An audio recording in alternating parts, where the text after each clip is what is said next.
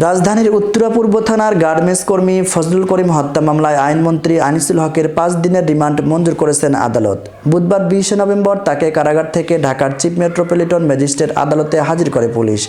এরপর মামলার তদন্তকারী কর্মকর্তা ডিবি পুলিশ পরিদর্শক মোহাম্মদ মাহমুদুর রহমান তার 10 দিনের রিমান্ড চেয়ে আবেদন করেন। এ সময় আসামি পক্ষে রিমান্ড বাতিল চেয়ে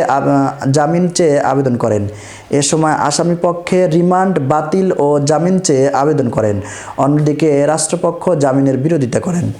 উভয় পক্ষের শুনানি শেষে ঢাকার মেট্রোপলিটন ম্যাজিস্ট্রেট মোহাম্মদ ইমরান আহমদ তার জামিন মঞ্জুর করে রিমান্ডের আদেশ দেন।